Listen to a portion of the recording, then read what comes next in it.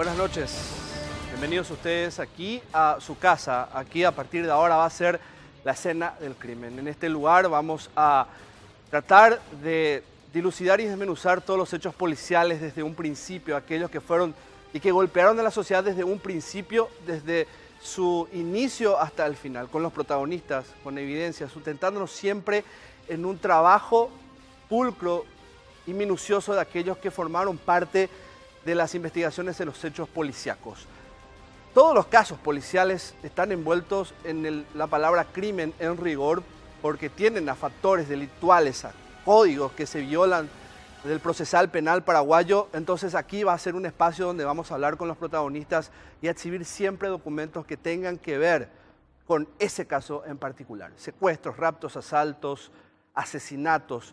Y esta noche nos trae aquí a Escena del Crimen a este primer programa donde vamos a estar todos los lunes a las 23 horas, el crimen de Rodrigo Quintana. Un crimen que sin duda se está envuelto, empantanado, embarrado en la cuestión política, que desde un principio entró a enturbiar la muerte de un joven dirigente del Partido Liberal Radical Auténtico, que esa misma tarde del 31 estaba como otros tantos en ese lugar, apoyando lo que era la logística de las manifestaciones que se realizaban frente al Congreso de la Nación y todo el seguimiento del tratamiento a lo que era en ese momento la enmienda, como muchos lo titulan mediáticamente. De esa forma, Rodrigo Quintana estuvo casi toda esa tarde con personas que estaban con el partido y formó parte de lo que nosotros entendemos como una concepción de frases, una muerte o una casualidad mortal. Les voy a explicar más adelante por qué. Rodrigo Quintana estuvo esa tarde, como pudo haber estado cualquier otra persona, y muchos sostienen el plan de asesinato. Es decir, alguien se sentó a pensar que habría que matar a Rodrigo Quintana. O si muchos van a decir, no era Rodrigo Quintana porque no fue selectivo, sino que habría que matar a alguien para generar un mártir. También igual, de todas formas, se habla de un plan de asesinato, algo terrible, algo que realmente uno no puede concebir, que alguien se pueda sentar a pensar que ese día había que asesinar a alguien para elevarlo, erigirlo como un mártir. Hoy en Escena del Crimen vamos a tener datos que van a demostrar la teoría de que realmente la policía estaba siguiendo una turba y que irrumpió ahí siguiendo a ellos y que el disparo fue producto de una casualidad. No estuvo planificado. Vamos a mostrarle un documento que fue elaborado por una de las partes y es un organigrama de los hechos en sí que creemos nosotros que fue el detonante de todo. Porque tiene que ver con la persona que fue contratada, cobró plata, 100.000 guaraníes cobró, para ir a generar los disturbios frente al Congreso. Y no solo él, otras 50 personas más que estaban jugando partido en la cancha del Club Resistencia esa tarde del 31 de marzo. Todos ellos vinieron frente al Congreso. Y ahí fue el génesis, ahí empezó todo. Vamos a ver este organigrama porque ahí se enfatiza toda esta situación. Así empieza el caso de Rodrigo Quintana.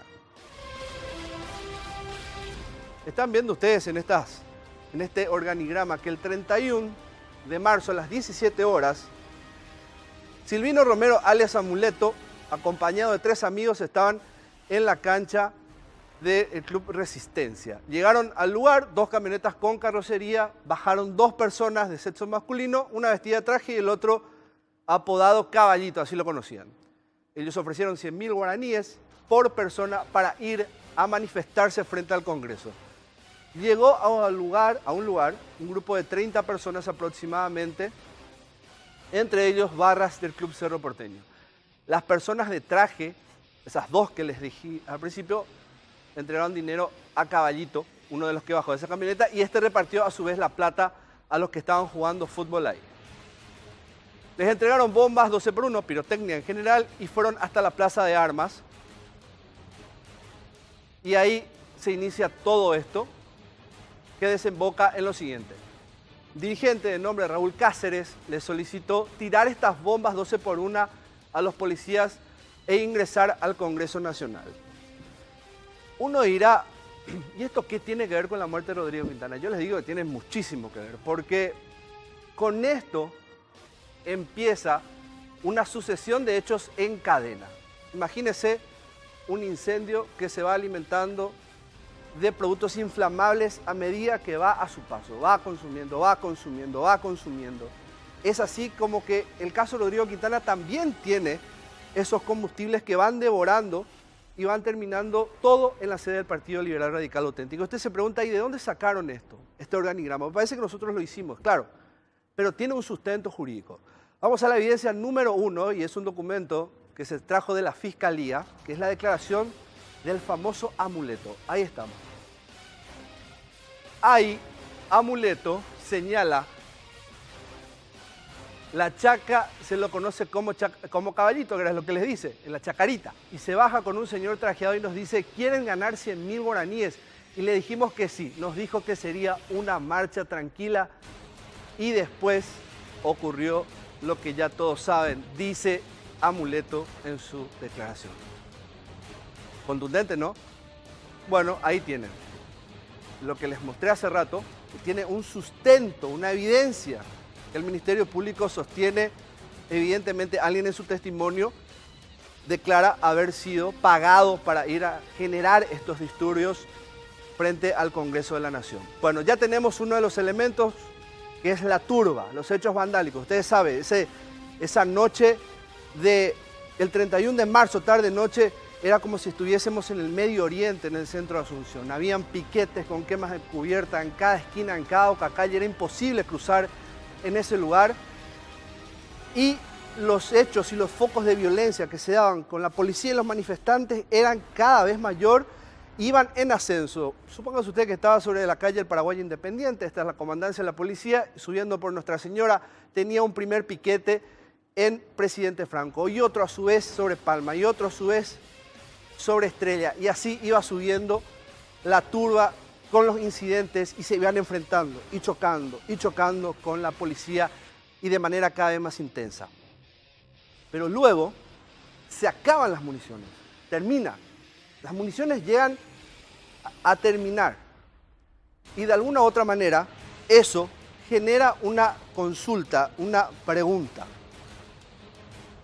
La manera casual, las pistas claves que a nosotros nos muestran que no hubo un patrón u orden de matar al dirigente liberal, que es lo que nos hace entrar en la hipótesis de que Rodrigo Quintana no fue un objetivo seleccionado con anterioridad, que alguien no se sentó sobre en esta mesa, por decirlo, y planificó este asesinato. Bueno, ¿de dónde eran los agentes? Y aquí se presenta el primer hecho casual. Si este asesinato fue selectivo, esto se tuvo que haber conformado en una unidad de élite, es decir, los agentes tenían que ser todos entrenados de alguna u otra manera para asesinar. Pero no, todos eran de diferentes agrupaciones y de unidades policiales. El primero, el oficial inspector Guido Amarilla, de la agrupación especializada de la zona del barrio Tacumbú, él disparó en el baño del Partido Liberal Radical Auténtico para supuestamente sacar a la turba que estaba, y de hecho está imputado. El suboficial Arnaldo Báez, este hombre es clave, preste la atención porque es el policía de casco blanco a quien Gustavo Florentín culpa de haber matado a Rodrigo Quintana. Él era de la comisaría primera metropolitana del barrio Sajonia. Él fue el que derribó la puerta del pasillo y en esto coinciden todos los policías que usted está viendo ahí en sus nombres. El suboficial Gustavo Florentín, hombre clave, ya usted lo conoce, imputado por el asesinato y de quien casi todos sospechan es el asesino de Rodrigo. Él es de la agrupación de seguridad, estaba en la comandancia, con una medida restrictiva de su libertad por un hecho de violencia doméstica. Supuestamente fue el que disparó a Rodrigo, como ya les dije. Y el suboficial Gabriel González. Él es de la comisaría 16 metropolitana del barrio San Pablo. Supuestamente le había proveído cartuchos a los que fueron a matar a Rodrigo Quintana. Y acá hay un elemento clave, y preste atención con esto, porque si la policía se había quedado sin municiones, es tan clave porque se comenzaron a enfrentar con piedras, se lanzaban ya piedras entre la policía y los manifestantes. Ya no había municiones de balines de goma, faltaba más. Algunos dicen que las fuerzas militares fueron las que proveyeron los balines de plomo y luego se constató que ellos también usan balines de goma. Entonces, la cuestión está, ¿quién entregó los balines de plomo? Y acá entra la figura del agente de orden público. Y es ahí donde González es vital, porque como él es de la comisaría 16 metropolitana, ellos tienen la facultad de tener armas con balines de plomo, porque tienen la seguridad de bancos, financieras, comercios, y tienen que atacar de igual a igual de igual a igual a los delincuentes. Entonces, por eso él es clave y se sospecha que él habría entregado. Hay muchos, la parte de la querella dice, en el video donde se ve que saca algo de la riñonera, no se ve que realmente él le esté entregando armas. No tenemos cámaras en todas las zonas de Asunción y esa noche era un infierno total. Vamos a ver dónde estaban los agentes de policía aquella, todos esos que le estábamos citando, dónde estaban, tenemos un mapa y esta es parte de una de las evidencias también basadas en documentos del Ministerio Público. Bueno, ahí vemos que cada uno de ellos tenía un desplazo de la siguiente forma. Guido Amarilla a las 5 de la tarde salió de la agrupación especializada, fue detrás del Congreso, luego dentro del Congreso, de ahí fue a Herrera y Yegros, de Herrera hasta Iturbe y luego al PLRA. Jorge Ramírez, otro de los agentes. Él, de la agrupación especializada, va en un carro hidrante tras el incendio del Congreso, llegó directo a la comandancia, fue frente a la Catedral, BNF, Iturbe y Herrera, zona del PLRA, y quedó ahí. El otro, Luis Núñez, 3 de la tarde, salió de la agrupación especializada y fue al Congreso. Del Congreso fue al Palacio de Gobierno, del Palacio a las 19 va al Congreso. A las 9 de la noche queda en el Panteón de los Héroes, luego a Fulgencio R. Moreno y de ahí a Iturbe, es decir, al Partido Liberal Radical Auténtico. Siguiente agente de policía, Arnaldo Báez, siempre ficha clave, presten atención a él y a Florentín. Comisaría Primera Metropolitana, de la comandancia sube en el móvil patrullera de la policía número 22. De ahí en Herrera y Yegros se encuentra con Amado Cantero, jefe de policía de la comisaría tercera. Y de Iturbe, sobre calle Iturbe, en contramano, llega hasta el PLRA. Estamos sumando a casi todos. Nos falta Gustavo Florentín. 2 más. El de la comandancia va al Congreso a las 10:30 de la noche. Sale para la Plaza de Armas, concurre a Herrera y Yegros. Se negó en ese momento porque dijo que estaba cansado, ya no tenía municiones, no quería hacer nada. Y Amado Cantero le dice, se apela mandaba. Tapejoat, váyanse, yo soy el que mando aquí. De ahí, Herrera por Iturbe va hasta el Partido Liberal Radical Auténtico. Último agente de policía, Gabriel González, salió a las 4 de la tarde para cubrir el Congreso de la Comisaría 16, va desde su unidad, Barrio San Pablo, hasta el Congreso, porque todos estaban ya en alerta en ese momento. Cerca de la medianoche se encuentra en Iturbe y Manuel Domínguez con Florentín y ahí supuestamente González le da los proyectiles. Se hizo inclusive allanamientos en la comisaría 16 intentando buscar la escopeta percutora de la bala y no se encontró. Y muchos también quisieron derribar esta teoría al no poderse constatar en videos. Quieren sostener en cámaras de seguridad que realmente le entregó los proyectiles, casi imposible. Fíjense que esa noche, además de la oscuridad que siempre reina en el centro de Asunción, porque gran parte no está bien iluminada, es difícil cerrar con cámaras de seguridad absolutamente todo y tener eso grabado y filmado cada centímetro cuadrado del centro de Asunción en filmación. Bueno, destacamos esto. Todos los agentes de policía tenían y venían de direcciones diferentes. Aquí, si esto fue planificado, tuvo que requerir de una organización, de una planificación exacta, de un guión de sicariato para sacar a un agente de cada comisaría para establecer la teoría o la coartada de la casualidad y recaer en esto. Es casi imposible, eso era ilógico, ¿verdad? ¿Por qué no contratar a un grupo de agentes entrenados y que hagan lo que tengan que hacer? Entrar y salir sin dejar absolutamente nada, salvo que la intención sea culpar a otros de lo que pasó esa noche. Pero eso no pasó. Acá está claro, estos agentes fueron los que irrumpieron en el PLRA, ellos lo reconocen, y uno de ellos mató a Rodrigo Quintana.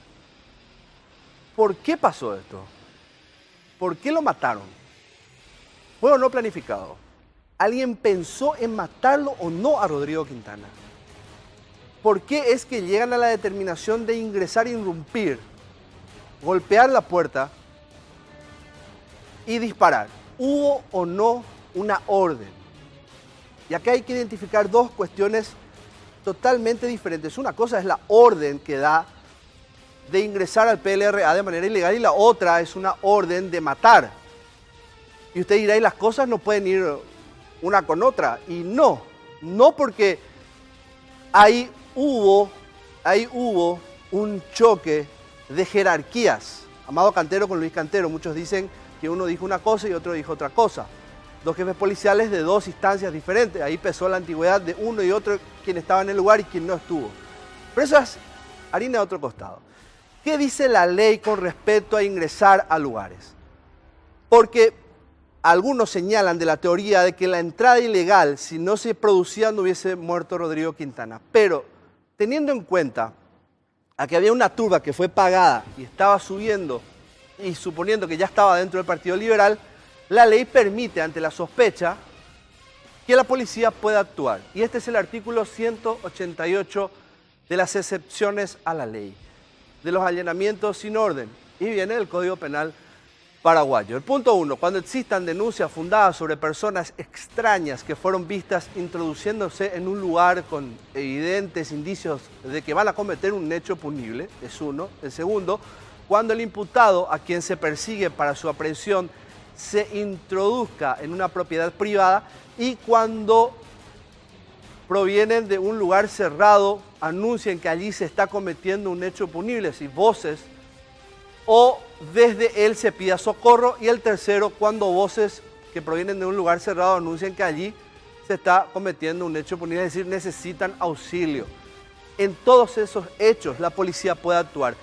¿Dónde se encuadra en estos tres puntos el actuar de aquellos agentes en el primero? ¿Por qué? Porque había una sospecha de que los jóvenes, estos jóvenes que fueron pagados, habrían entrado a la sede del Partido Liberal Radical Auténtico, y de eso hay pruebas y se los voy a mostrar después.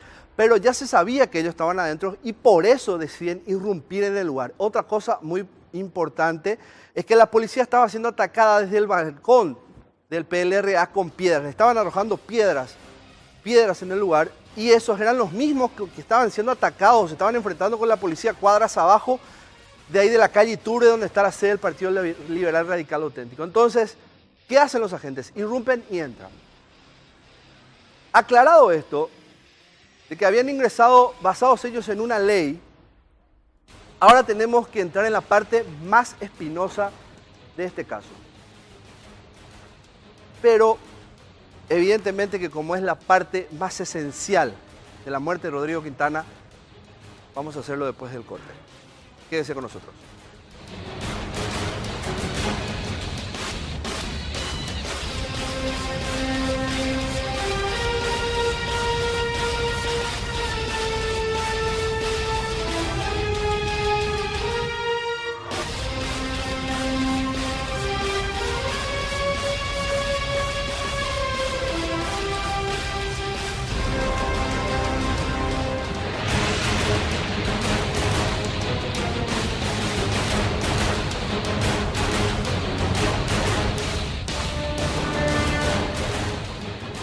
Decíamos antes de ir al corte que hay una manera de establecer la casualidad dentro de esta serie de hechos y que tiene que ver del por qué llegan hasta la sede del Partido Liberal Radical Auténtico los policías. Y ellos iban detrás de la turba. Y tenemos una manera de mostrar. Fíjense en este video porque ahí identificamos a algunos de los que están dentro de la sede del Partido Liberal en un libro de novedades de la policía como detenidos. Es decir, ahí se confirma quiénes son. Primero de ellos está encerrado en círculo. Vemos a uno de estos jóvenes. Él es el identificado Héctor Eusebio Estepa Astorga. Otro de los jóvenes identificados, ven cómo lanza piedras. Esto fue mucho antes de llegar al Partido Liberal Radical Auténtico. Jorge Luis Recalde López es otro de los identificados también como uno de los tantos que se enfrentó a la policía. Ahora, ellos les decía que están en un libro de novedades de la Policía Nacional. Se los identifica que son parte de la turba y después fueron detenidos dentro del PLRA. Es decir, tengo una situación de enfrentamiento en el centro y luego voy y los detengo en un lugar y los llevo a un punto de detención. Eso es lo que hicieron los policías una vez que pasó lo de Rodrigo Quintana. Porque hay que establecer, a Rodrigo lo dieron por muerto recién en el hospital del trauma. Se sabía que él había muerto, pero no se habría confirmado sino hasta que llegue al hospital de trauma. Todo el mundo pensó de que él seguía vivo, todo el mundo pensó de que Rodrigo aún tenía signos de vida en esos minutos después del disparo. Entonces, el asentamiento de los detenidos está en un libro de actas de la policía y ese documento respalda esta teoría de que la policía fue detrás de los que iban, de esa turba, de los que iban a ingresar al PLRA. Y este es el libro de novedades, nuestra evidencia, una de las tantas. A ver, ahí figura el siguiente nombre, Jorge Luis Recalde, como les mostrábamos en uno de los círculos. El número 2 que figura escrito a mano es el libro de novedades del Departamento de Investigación de Delitos. A ver, otro de los detenidos que figura en ese video lanzando piedras a la policía es el siguiente. Vamos a ver el número 2, la toma número 2 de las evidencias. Este es el libro de actas, les reitero, de la Policía Nacional, del Departamento de Investigación de Delitos. Héctor Eusebio Estepa, el primero que aparecía en este video que les mostrábamos, es otro de los que también fue detenido dentro de la sede del PLRA. Entonces, dado a que tenemos esta situación de confirmación, pese a ello, no hubo una orden. Sí, hubo una detención, pero no hubo una orden de ingresar al PLRA. Y ahí hay una contraorden. Muchos plantean que Amado Cantero, que es jefe de la tercera, dijo entren. Y otros dicen que Luis Cantero es director de orden y seguridad, una escala superior en la vertical estructura de la policía, dijo no ingresen. ¿Cómo sabemos eso? Tenemos otra evidencia más que sostiene que no dieron la orden de ingresar. Este es el audio. La desgrabación, la transcripción del video. A ver, Bravo 1 viene a ser uno de los agentes llamando a Delta 18, agente policía, comisario, es la descripción que le dan al director de orden. Este da acuse de recibo. Bravo 1 indica que hay reporte de que supuestamente personas ingresaron al local del PLRA, del Partido Liberal. Bravo 1 viene a ser el 911. Responde Luis Cantero, siempre digo es Delta 18, afirma que hay gran cantidad de personas en el lugar y que el mismo se encuentra cerrado. Responde nuevamente el 911, consulta si son simpatizantes a favor o no en su caso, cuál es la situación de las mismas. Este a su vez responde, Delta 18, indica que son todos contrarios, es decir, son adversarios. X3, ¿quién es? Amado Cantero, les decía el jefe de la comisaría primera. Siguiente transcripción de esas comunicaciones. Da acuse de recibo el Bravo 1, el comisario Amado Cantero responde, indica que las personas entraron a guarecerse en el lugar y que probablemente sean del local, estamos hablando del PLRA.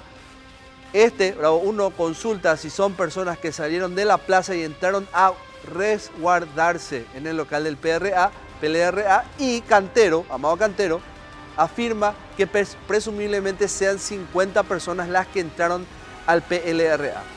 A su vez, le responde su interlocutor que hay que rodear el lugar para poder proceder a la aprehensión. Cantero indica que se encuentra trasladando a detenidos y que posterior a eso se trasladará al lugar. Responde correcto, Bravo 1, a esta situación. A ver, siguiente. Transcripción. Delta 18, Luis Cantero, acusa esta respuesta. Estamos hablando de comunicación por radio base de la policía. Bravo 1 indica que no se ingresa a la sede del partido. Ahí está, esto es clave. Bravo 1 indica que no se ingresa al PLRA. Indica que solo se permanezca enfrente del local del PLRA. Delta 18 indica que se copió este mensaje. Le vuelve a responder este, indica que no sea que denuncien en caso de ingresar. Ven ustedes que hay inclusive a sabiendas de que pudieran cometer un hecho ilegal, prefieren no ingresar ante la especulación, porque ya veíamos el artículo del Código Penal que sí les permite hacerlo. Bravo 1 indica que no se ingresa al PLRA, es reiterativo, es enfático en esto, que no se ingrese. Pese a esto, los policías entraron y Rodrigo murió. La muerte está, es un hecho de facto y se utilizó bala letal para eso. En este sentido, tenemos que decir que hay un documento que prueba que se quedaron sin municiones esa noche y por eso se supone que recibieron una recarga y entre ellas las balas que mataron a Quintana, balas de plomo. Hay un documento donde afirman que las fuerzas militares fueron las que proveyeron de estos balines, y acá entra a participar el Regimiento Escolta Presidencial como unidad de protección al presidente, y como también tienen balines de goma en caso de necesitar, son los que proveen cerca o más de 3.000 municiones a la Policía Nacional. Y hace el informe de lo ocurrido que en una reunión se estaba tratando el tema de reabastecimiento de los balines de goma para los efectivos de la policía. Entonces el comandante se comunicó con la gente del regimiento de las fuerzas militares y se designa a uno para que brinden el reabastecimiento de balines de goma para la Policía Nacional, ya que la entidad policial se había acabado o se les había acabado las municiones, siendo el encargado de retirar las municiones el comisario general Bartolomé Báez, que se puede corroborar en el acta de entrega por parte de las fuerzas militares. Este retira y vuelve a la comandancia, otra evidencia más contundente de que hubo un reabastecimiento. Y muchos decían, ¿por qué los militares van a tener balines de goma? Algunos señalan que sí los usan para en caso de disturbios, otros de que probablemente entre esos se pudo haber contaminado el balín de plomo. Esa es una vertiente, porque luego está la otra, que es la de González, que es el agente de la comisaría 16, que también usa balines de plomo, pero porque es de orden y seguridad, y ya les decía al principio, él se encarga como policía de calle de custodiar financieras, comercios y otras entidades donde se maneja dinero. Bueno, ¿dónde recibió Rodrigo Quintana los impactos de bala? También otro hecho llamativo y determinante a la hora de pensar de que esto pudo haber sido una ejecución extrajudicial o no. Nosotros creemos que no, que es parte de una casualidad. Y veamos por qué. Estos son los sitios donde recibieron los impactos. Donde recibió es una representación de la silueta de Rodrigo Quintana en animación 3D, donde vemos que la concentración máxima de impactos se da en la parte izquierda de Rodrigo Quintana, es el lado parental izquierdo, bajo las axilas, y se habla de unos 26 perdigones más o menos que había recibido, 26 años de edad, dirigente del Partido Liberal. Bueno, ¿por qué la concentración? ¿Por qué la concentración de esos puntos? Y hay que ser enfáticos en esto. Todos esos círculos que ustedes ven que están concentrados en una sola área, habla de que los perdigones no tuvieron oportunidad de expandirse. A mayor distancia entre el objetivo y el tirador, los perdigones se van expandiendo y van abarcando mayor área. Un tirador dispara y a medida que el objetivo está lejos, esos balines van tomando mayor área del cuerpo o la base o el área del objetivo. Acá estamos viendo en esta gráfica, es fundamental, todos los proyectiles están muy cerca, eso determina que el disparo a Quintana fue a muy corta distancia. Muchos dirán a bocajarro, otros dirán a quemarropa, lo cual es lo mismo, absolutamente lo mismo, pero no nos lleva a la consulta o a la respuesta de quién mató a Rodrigo Quintana. Se puede identificar al tirador, se puede identificar la bala del tirador y a través de la bala llegar a la escopeta. Nosotros recurrimos a un especialista que nos explica por qué sí se puede identificar, por más de que el tubo cañón de una escopeta no tiene las mismas estrías, que básicamente son pequeñas arterias dentro de un tubo cañón de un arma corta, por ejemplo. Es más fácil en el caso de un arma corta. En el caso de una escopeta es más complejo. Pero mejor hablemos con el especialista y explicó esto. La balística, al igual que otras disciplinas, siempre cuentan con limitaciones.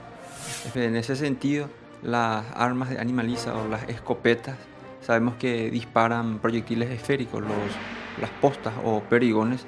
Por lo tanto, sobre ese tipo de proyectil no quedan rastros de estrías. Por lo tanto, en ese caso se dificulta un poco la identificación del arma. Pero no obstante ello, también tenemos la posibilidad de analizar los casquillos o vainas heridas, que en el caso de encontrarse, igualmente se va a poder realizar los estudios para determinar la identidad del arma autora del disparo, no solamente a través de la bala, sino también de los casquillos.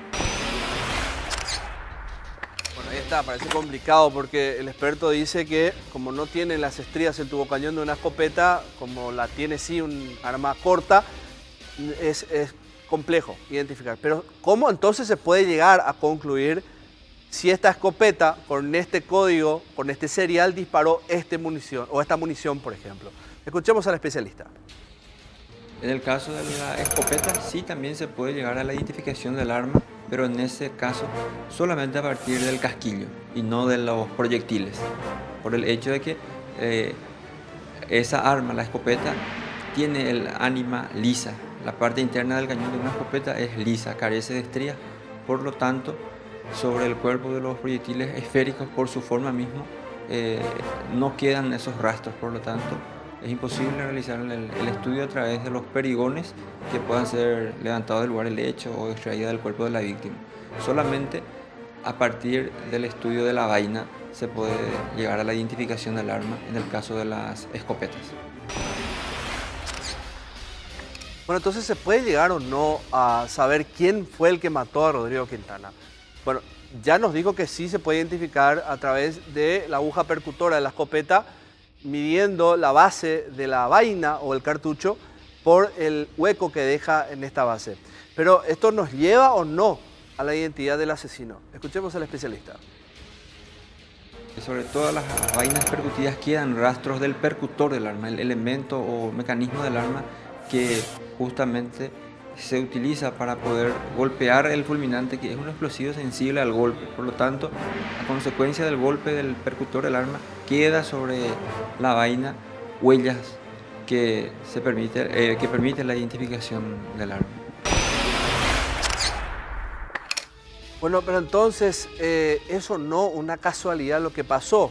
Es complicado identificar al asesino. Claro, se necesita mucho, en este caso no está cerrado. De hecho, pienso yo de que esto está recién a la mitad. Pero ¿quién pone, digamos, la certeza sobre el hecho de un hecho casual?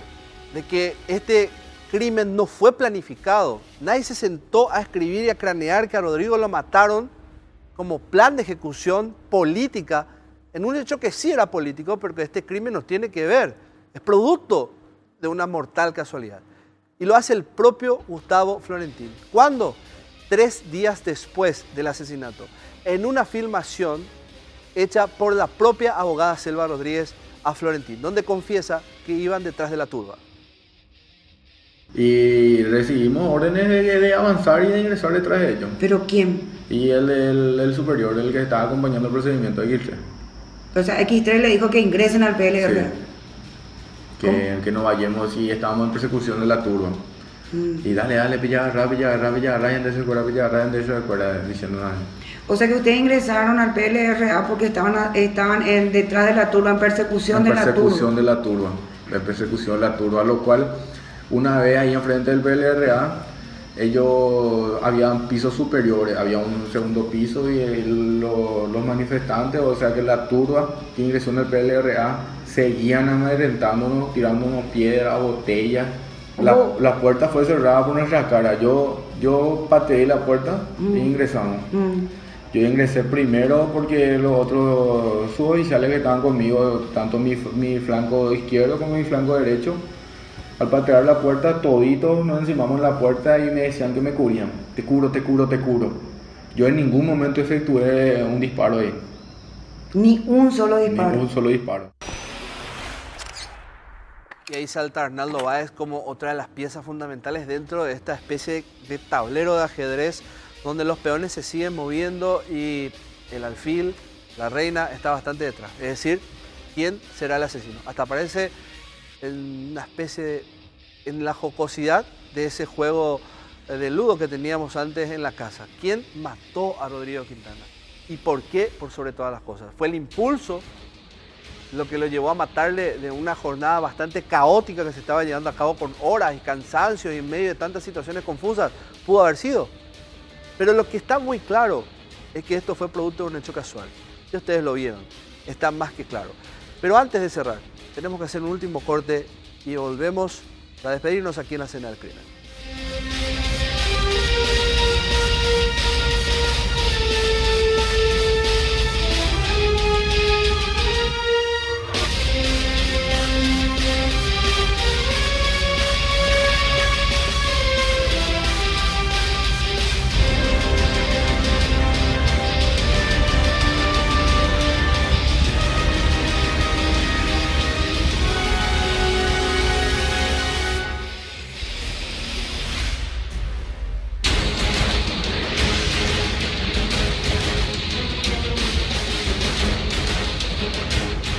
mortal casualidad. Esa es la combinación exacta que describe la situación que se vivió aquella noche y madrugada del 31 de marzo y 1 de abril, donde resultó muerto Rodrigo Quintana.